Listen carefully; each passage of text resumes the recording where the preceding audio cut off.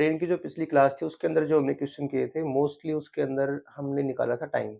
उसके बाद बचता है आपका डिस्टेंस और स्पीड कि अगर वो ना दी जाए तो उनको फिर कैसे निकालेंगे।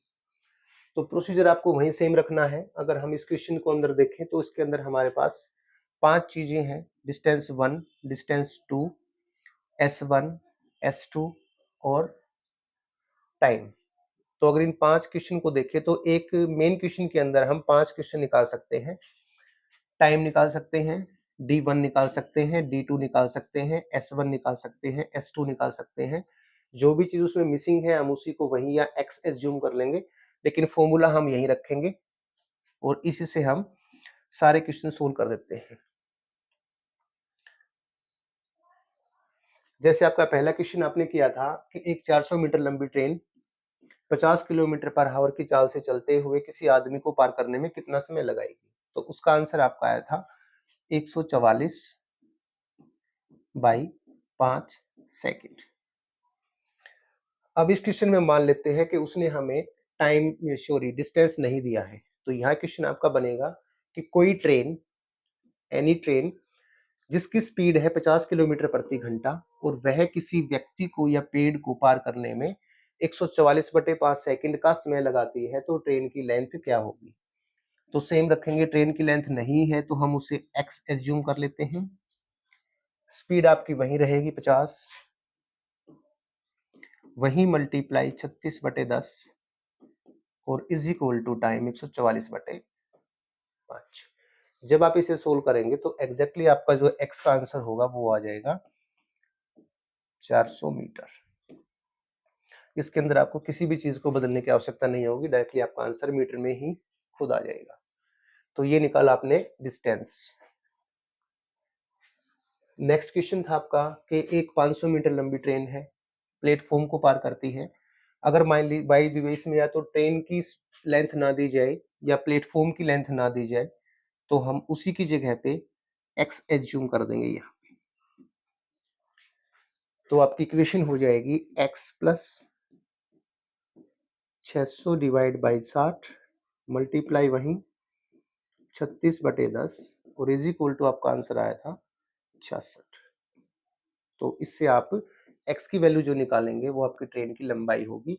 ये प्रश्न आपका होगा कि एक ट्रेन जिसकी चाल है 60 किलोमीटर प्रति घंटा एक 600 मीटर लंबे प्लेटफॉर्म को पार करने में 66 सेकंड का समय लगाती है, तो बताइए कि जो ट्रेन है उसकी लेंथ क्या होगी।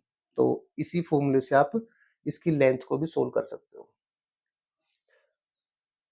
नेक्स्ट था आपका कि एक 500 मीटर लंबी ट्रेन जिसकी चाल 60 है और 10 किलोमीटर प्रति घंटा की चाल से चलते किसी व्यक्ति को पार करने में कितना समय लगाएगी।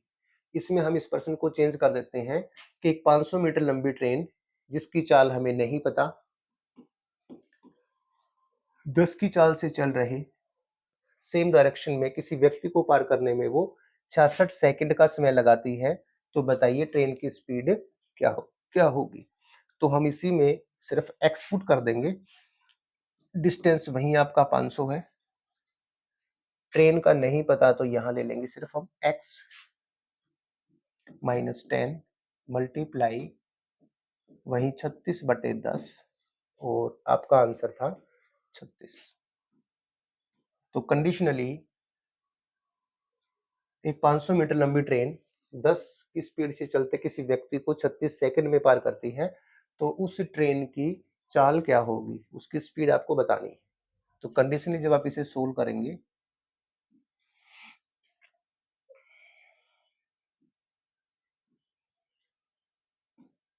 50 is equal to X minus 10 और 60 इज इक्वल टू एक्स। तो ऐसे आपकी जो x की वैल्यू आएगी वो आपकी स्पीड आ जाएगी 60 किलोमीटर प्रति घंटा।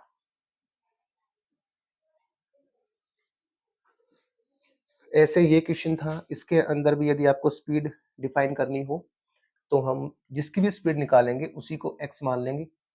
एडिंग है दोनों की तो 600।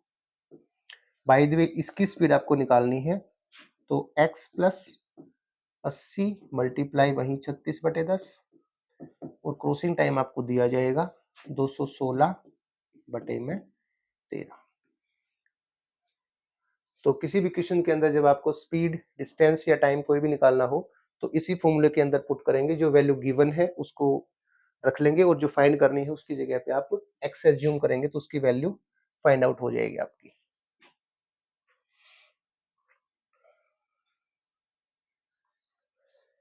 अब क्वेश्चन है आपका एक कि कोई ट्रेन है जो किसी पेड़ को पार करने में 15 सेकंड का समय लगाती है, जबकि वह किसी 200 मीटर लंबे प्लेटफॉर्म को पार करने में 25 सेकंड का समय लगाती है।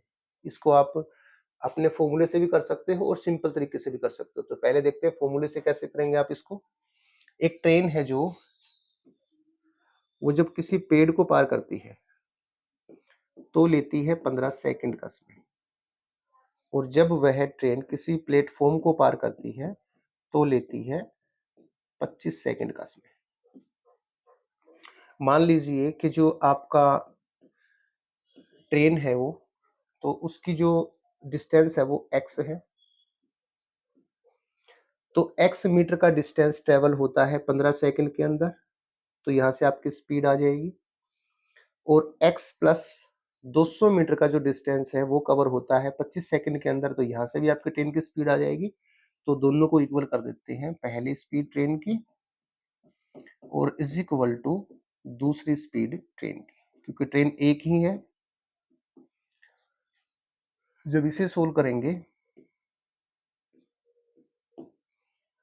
तो 5x is equal to 3x जमा में 600, तो 2x इज इक्वल टू 600, तो ये आ जाएगा आपका 300। इसका मतलब जो ट्रेन है वो है आपकी 300 मीटर लंबी, 300 मीटर लंबी ट्रेन है। अब निकालते हैं इसका कि उसकी स्पीड क्या होगी, तो अपने वही सेम फॉर्मूला लगाएंगे इसके अंदर। डिस्टेंस है 300, स्पीड हमें निकालनी है 36/10 इज इक्वल टू 15 सेकेंड। यहाँ दो कंडीशन ले सकते हो, यदि डिस्टेंस आप लेंगे 300 तो 15 सेकंड पेड़ के लिए लगाओगे, और यदि 200 प्लस कर देंगे तो यहाँ पे फिर लिखेंगे 25 सेकंड। तो हम 15 से निकाल देते हैं इसको।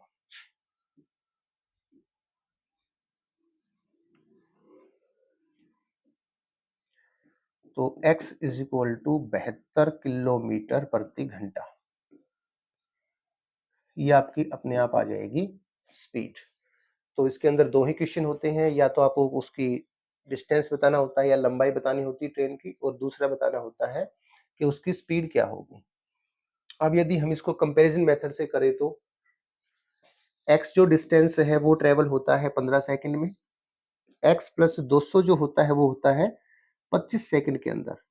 इसका मतलब डिफरेंस आया आपका 10 सेकंड का, और डिस्टेंस का डिफरेंस आया 20 का। तो जो 200 मीटर है वो डिस्टेंस ट्रेवल होता है 10 सेकंड के अंदर। कंडीशनली वो कहता है कि किसी पेड़ को पार करता है तो 15 सेकंड का टाइम लगाएगा, तो 15 सेकंड में वह कितना डिस्टेंस ट्रेवल करता है। तो यदि 10 में करेगा वो 200, तो 15 सेकंड में करेगा वो 300। ये डायरेक्टली आंसर भी निकाल सकते हो आप इसका। अब बात करते हैं कि यदि वो 300 मीटर जाता है, टोटल डिस्टेंस आपका आ गया, तो ट्रेन का डिस्टेंस वहीं आपका आएगा 300 मीटर, और फिर इसी फॉर्मूले से आप उसकी स्पीड निकाल सकते हो।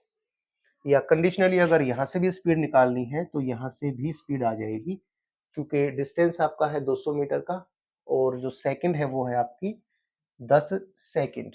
तो जब आप इससे आप इसका डिस्टेंस निकालेंगे तो पहले आपको क्या करना होगा, जो टाइम है 200 मीटर का जो डिस्टेंस है वो ट्रेवल होता है कितने में, 10 सेकंड के अंदर। तो इसकी चाल कैसे होगी आपकी, डिस्टेंस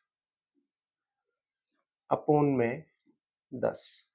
अब इसी के लिए फिर वहीं लगाओगे आप 36/10, या 1000 कर लो, मीटर को किलोमीटर बनाने के लिए और सेकंड को हावर्स बनाने के लिए। तो वही 36/10 होता है सेम, और 36 दूनी 72 किलोमीटर पर आवर। तो इस क्वेश्चन को आप 2 तरीके से कर सकते हो, या तो बाय कंपैरिजन मेथड, और या आपका जो सिंपल फॉर्मूला था हमने जो पहले बताया था, उसी फॉर्मूले को अप्लाई करके ऐसा कर सकते हो। कंडीशनली जब हम पहले चलते हैं, तो इस तरीके से यदि आप इसे करते हैं, तो थोड़ा कम समय लगेगा और जल्दी क्वेश्चन आपका सॉल्व हो जाएगा।